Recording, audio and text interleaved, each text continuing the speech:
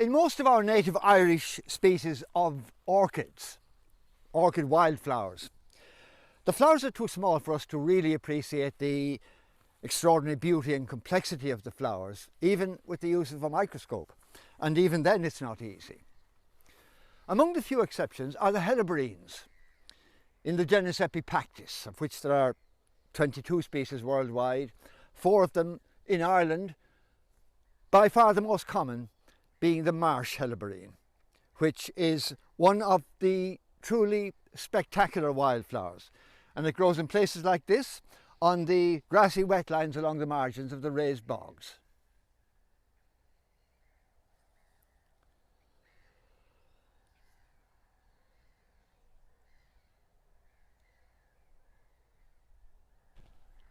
As in most orchids, here again we have the outer 3 tepals. Tepal is the term we use, remember, where there is no real distinction between sepals and petals. The centre one of which, along with 2 of the 3 inner tepals, forms a hood over the column at the centre of the flower. The 3rd inner tepal is the frilly lip or labellum with its elaborately scalloped edges. The labellum has 2 parts to it. At the front here is a landing platform for the bees that pollinate the flowers. This is known as the epikyle, and it has these raised flaps at the upper end, one on either side, with a groove between them to guide the bee's proboscis.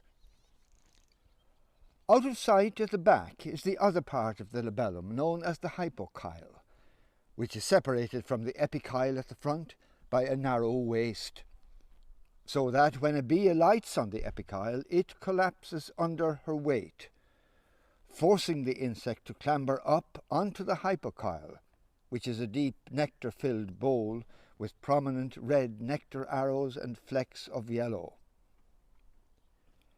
The 2 stigmas are directly above this nectar bowl, a projecting beak-like structure, the rostellum separating them.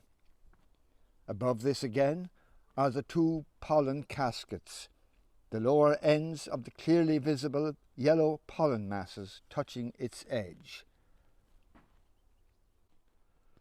As it reaches into the flower to imbibe the nectar, the visitor brushes against the stigmas, to which any pollen it may be carrying from flowers visited earlier will stick.